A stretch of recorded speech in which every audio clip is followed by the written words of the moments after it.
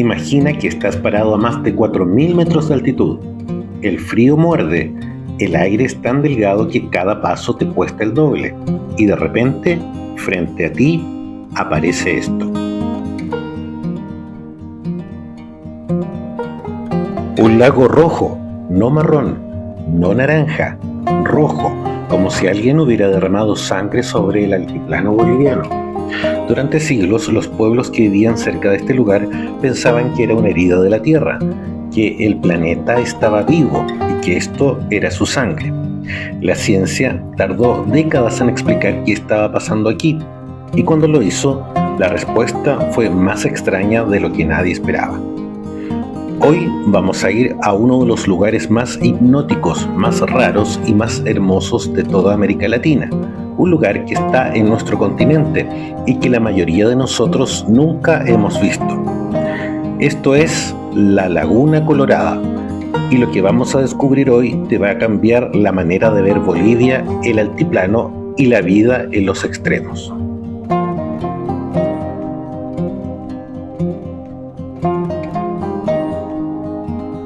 Antes de llegar al lago, necesitamos hablar de Bolivia, porque Bolivia es uno de esos países que la mayoría de los latinoamericanos conocemos de nombre, pero que en realidad muy pocos entendemos de verdad.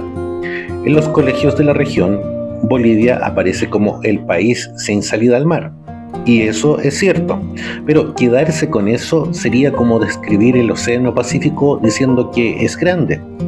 Es cierto, pero no te cuenta nada de lo importante. Bolivia es el único país de Sudamérica que tiene dos capitales. Sucre es la capital constitucional, donde está el Poder Judicial. La Paz es la sede del gobierno ejecutivo y legislativo, y es la capital más alta del mundo con gobierno real, a 3.640 metros sobre el nivel del mar. Solo ese dato ya te dice que este país juega en una dimensión diferente. Bolivia tiene una de las poblaciones indígenas más grandes del continente en términos proporcionales. Más del 40% de sus habitantes se identifican como pertenecientes a algún pueblo originario, principalmente aymara o quechua. Eso no es un detalle cultural menor. Define la cosmovisión, la política, la gastronomía y la manera en que los bolivianos se relacionan con su territorio. Bolivia también es uno de los países con mayor biodiversidad por kilómetro cuadrado en el planeta. Tiene Amazonía, tiene valles subtropicales, tiene la Chiquitanía, tiene el Pantanal y tiene el Altiplano. Pasar de un ecosistema a otro en Bolivia puede tomar solo unas horas de viaje, pero es como pasar de un planeta a otro. Y en el extremo más austral y occidental de ese altiplano, donde Bolivia toca la frontera con Chile, está el lugar que hoy nos convoca. Para llegar a la Laguna Colorada desde La Paz hay que viajar más de 700 kilómetros hacia el sur. La ruta pasa por el salar de Uyuni, el espejo de sal más grande del mundo, y sigue hacia una zona llamada la Reserva Nacional de Fauna Andina Eduardo Avaroa.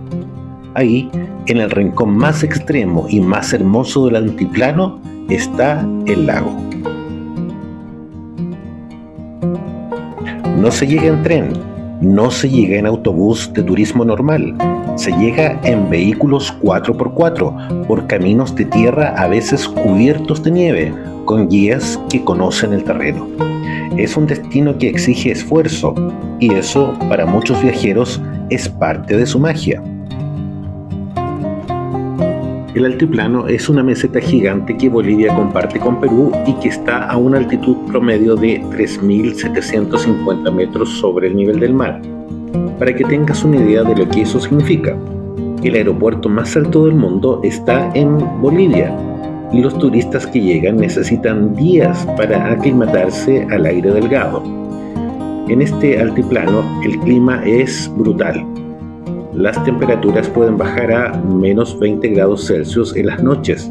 Las lluvias son escasas. El sol ultravioleta golpea sin piedad porque hay menos atmósfera que te proteja. En teoría, no debería haber casi nada vivo aquí. Y, sin embargo, en el extremo suroeste del altiplano boliviano, a 4.278 metros de altitud, dentro del Parque Nacional Eduardo Avaroa, existe un ecosistema que desafía todo lo que sabemos sobre los límites de la vida.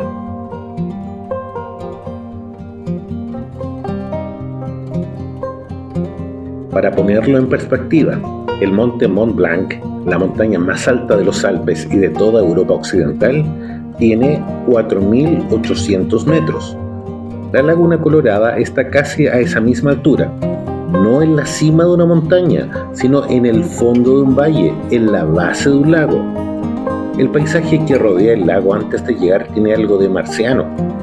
La tierra es de colores que no esperarías encontrar en la naturaleza: ocre, naranja, gris, blanco, terracota. Es el resultado de millones de años de actividad volcánica y geotérmica que ha ido tiñendo el suelo de minerales distintos. Antes de llegar al lago, ya sientes que estás en otro mundo. La Laguna Colorada tiene 60 kilómetros cuadrados de superficie. No es enorme, pero es uno de los lagos más peculiares del planeta. Y todo tiene que ver con su color.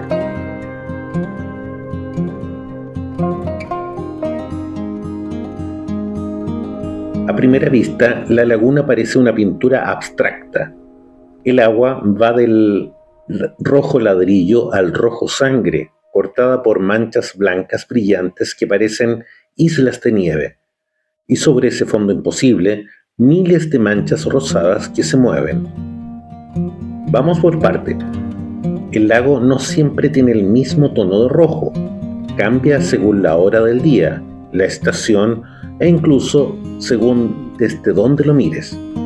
Al amanecer puede verse casi violeta. Al mediodía, bajo el sol directo, parece que el agua está en llamas. Y al atardecer se vuelve casi negro, con bordes carmesí. Pero hay algo que llama la atención inmediatamente. El lago es muy poco profundo. En la mayor parte de su extensión tiene apenas entre 20 y 50 centímetros de profundidad. Puedes caminar por sus orillas y ver el fondo perfectamente. No es un lago en el sentido que solemos imaginar, oscuro y profundo. Es más como una enorme bandeja llena de agua teñida. Entonces nos preguntamos, ¿por qué es rojo? La respuesta corta es microorganismos, pero la respuesta larga es mucho más fascinante. La Laguna Colorada es lo que los científicos llaman un lago salino hiperalino. Eso significa que tiene una concentración de sal que puede ser hasta 10 veces mayor que la del océano. En ese tipo de ambientes, la vida ordinaria sencillamente no puede sobrevivir. No hay peces, no hay plantas acuáticas normales, no hay ranas ni insectos acuáticos típicos. Lo que sí hay es algo mucho más antiguo y mucho más resistente. Y aquí viene algo que me parece uno de los datos más asombrosos de todo este lugar. Los organismos que viven en este lago no son una rareza evolutiva reciente. Pertenecen a grupos de seres vivos que llevan en la Tierra más de 3.500 millones de años. Son casi tan viejos como el planeta mismo. Antes de que existieran los dinosaurios, antes de que existieran las peces, antes de que existieran los árboles, organismos como estos ya estaban colonizando los rincones más extremos de la Tierra. Y siguen aquí, en este lago rojo a 4.000 metros de altitud, haciendo exactamente lo mismo.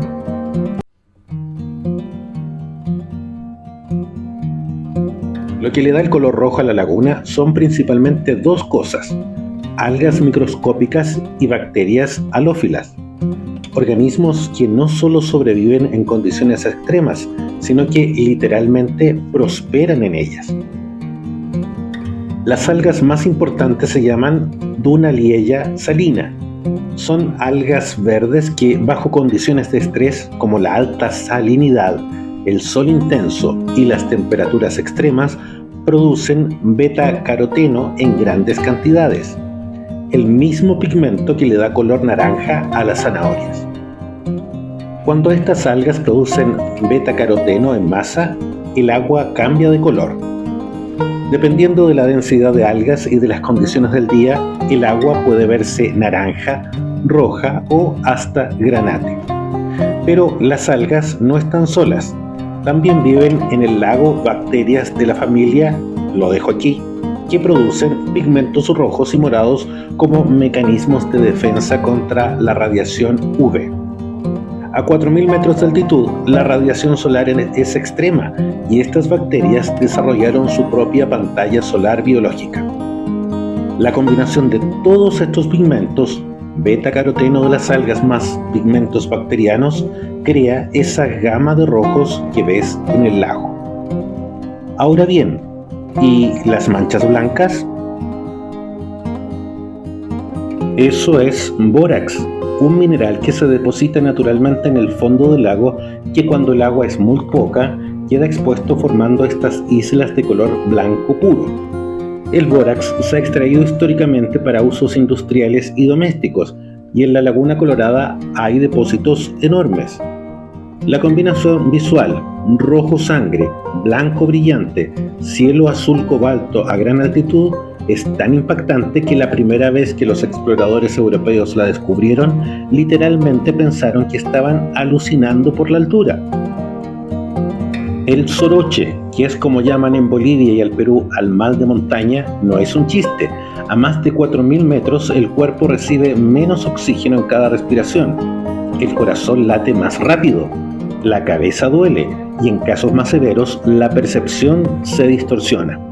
Muchos visitantes llegan al lago con dolor de cabeza y una sensación de irrealidad que hace que el paisaje parezca todavía más alucinante de lo que ya es. Y hay algo más que hace especial a este lago. Su química cambia con las estaciones, no es estática.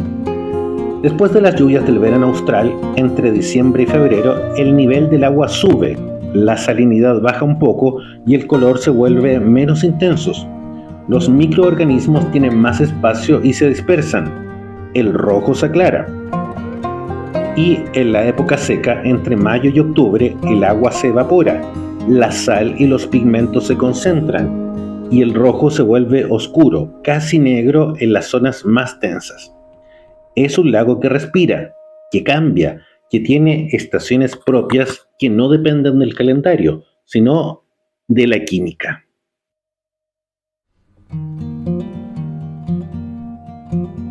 Los científicos que estudian este lago dicen que es uno de los mejores modelos naturales que existen para entender cómo podría haber sido la vida en la Tierra primitiva, cuando los océanos eran más salados y el oxígeno atmosférico era escaso.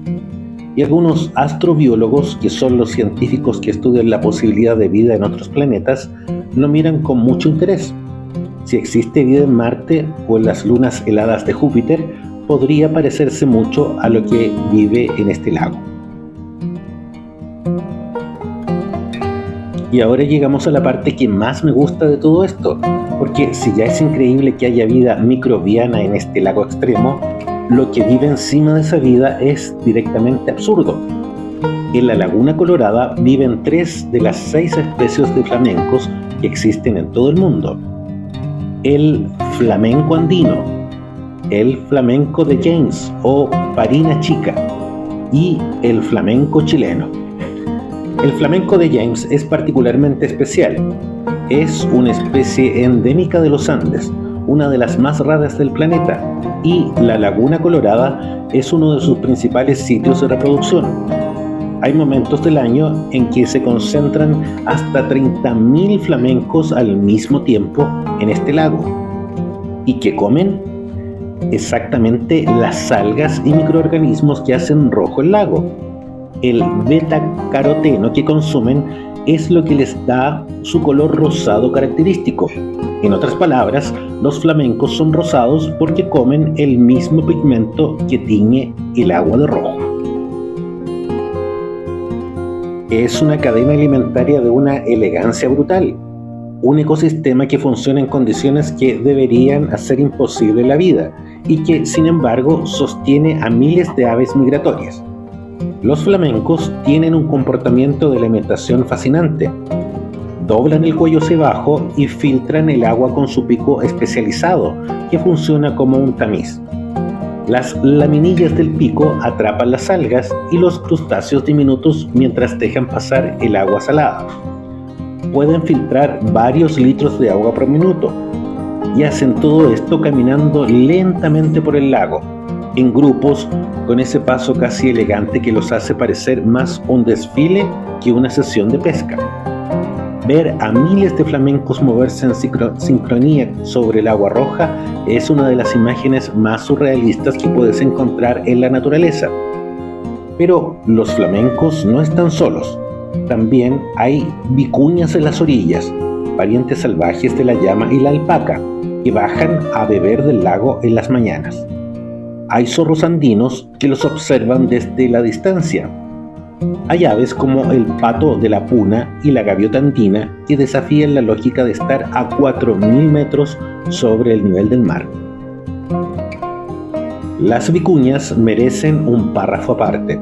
Son animales increíblemente delicados, con una fibra que es literalmente la más fina que produce cualquier animal en el mundo. Un kilo de lana de vicuña puede costar más de $500. Durante siglos fueron cazadas casi hasta la extinción para obtener esa fibra. Hoy están protegidas y el altiplano boliviano es uno de sus refugios más importantes.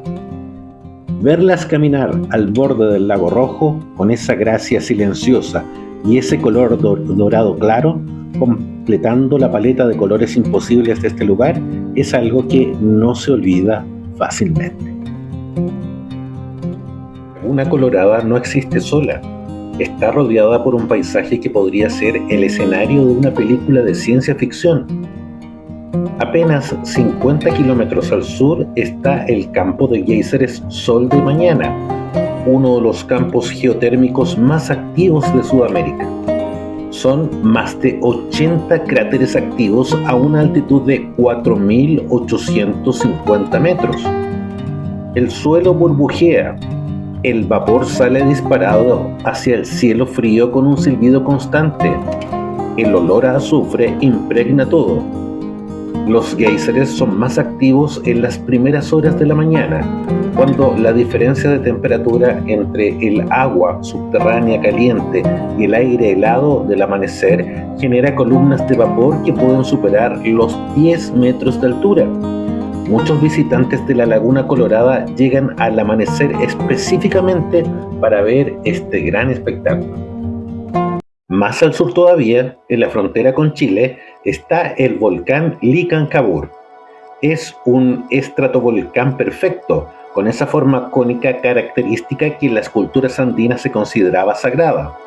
Tiene 5.916 metros de altura y en su cima hay un lago de cráter, uno de los lagos más altos del mundo que también tiene comunidades microbianas similares a las de la Laguna Colorada. El Licancabur era considerado un lugar sagrado por los pueblos atacameños. Se han encontrado ofrendas y estructuras en su cumbre que sugieren que hace siglos atrás alguien subió hasta ahí a casi 6 metros de altura a realizar rituales. El esfuerzo físico que eso requiere es casi imposible de imaginar. Y entre el lago, los géiseres y el volcán está el desierto de Siloli, también llamado el Valle de las Rocas. Es una planicie de arena y roca volcánica donde el viento ha esculpido formaciones absurdas durante miles de años. La más famosa se llama el Árbol de Piedra.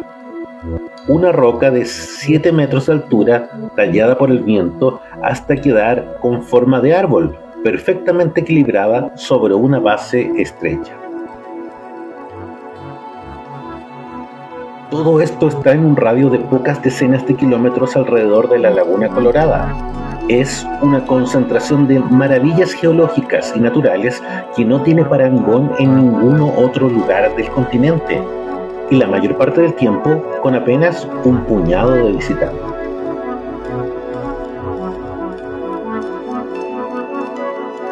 Este lugar no solo es una maravilla natural, tiene miles de años de historia humana. Los pueblos aymaras y quechuas que habitaban el altiplano conocían perfectamente esta laguna. Para ellos, el color rojo del agua no era un fenómeno que necesitara explicación científica, era algo sagrado. En la cosmovisión andina, la Pachamama, la Madre Tierra, es un ser vivo que siente, que sangra, que se enferma y que sana. Un lago rojo, en ese contexto, podría ser interpretado como una herida de la tierra o como un lugar donde la Pachamama manifestaba su fuerza de manera visible. Los flamencos también tenían un rol simbólico importante. En varias culturas andinas, las aves de vuelo alto son mensajeras entre el mundo de los vivos y el mundo de los espíritus. Por eso, ver miles de flamencos alzar vuelo al mismo tiempo era considerado un presagio.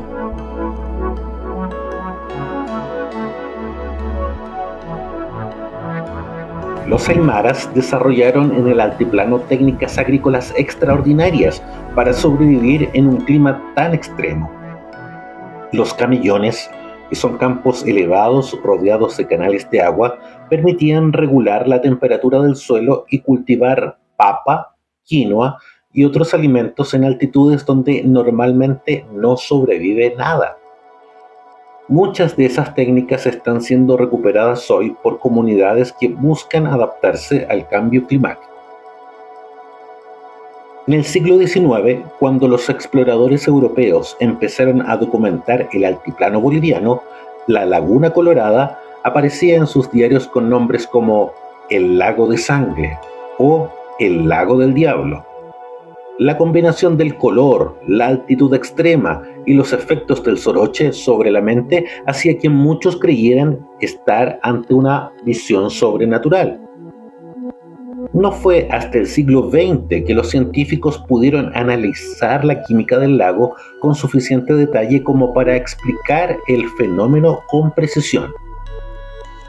Hoy, la laguna está dentro del Parque Nacional Eduardo Avaroa, creado en 1973 y nombrado en honor al soldado boliviano que murió defendiendo el territorio en la Guerra del Pacífico. Una guerra que le costó a Bolivia el acceso al mar, un tema que todavía duele profundamente en el país y que sigue siendo parte de su identidad nacional. El hecho de que el parque natural más emblemático de Bolivia lleve el nombre de un héroe de esa guerra no es casualidad, es una declaración de que este territorio, aunque nadie lo discute hoy, fue defendido y costó sangre.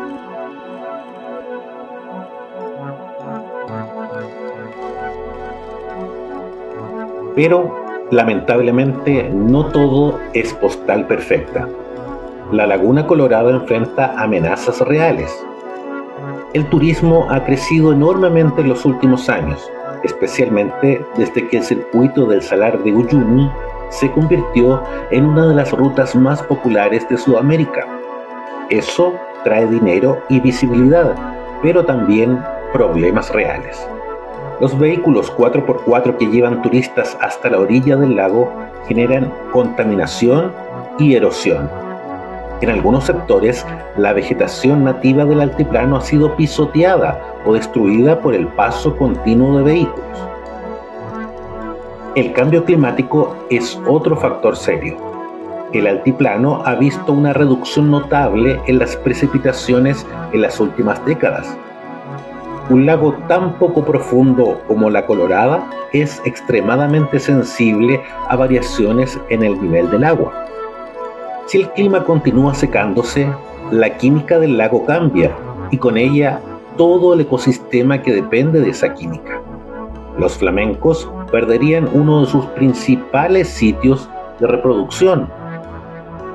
Por otro lado, también existe la presión minera. La región tiene reservas de litio, bórax y otros minerales estratégicos. Bolivia tiene las mayores reservas de litio del mundo, un mineral que el mundo entero necesita desesperadamente para fabricar baterías de vehículos eléctricos y almacenamiento de energía. La ironía es enorme.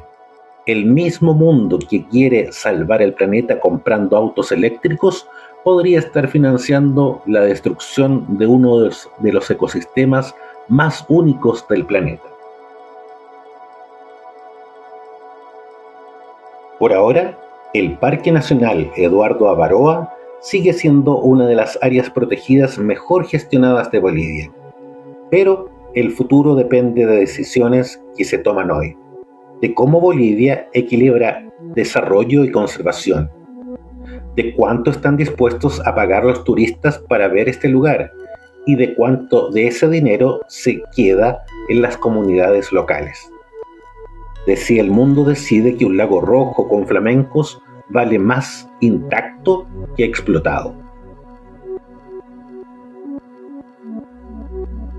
Finalmente podemos decir que la Laguna Colorada es en muchos sentidos un resumen de lo que hace único a América Latina.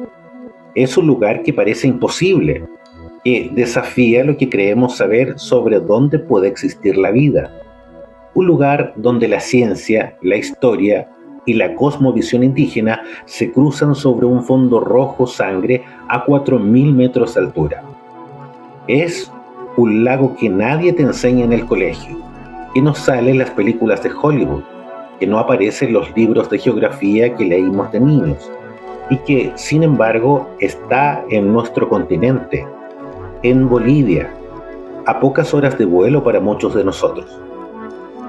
Cada vez que veo un lugar como este, pienso que América Latina es un continente que todavía no terminamos de descubrir, que tenemos maravillas propias que son tan extraordinarias como cualquier cosa que existe en el mundo y que muchas veces las valoramos menos porque están cerca de nosotros. Si este video te generó ganas de saber más sobre los lugares extremos de América Latina, te invito a suscribirte en nuestro canal Geografía para Todos. En las próximas semanas vamos a explorar más rincones del continente que te van a dejar igual de sorprendido. Y cuéntame en los comentarios, ¿conocías la Laguna Colorada? ¿La habías visto antes? ¿Hay algún lugar de tu país que creas que merece un video así?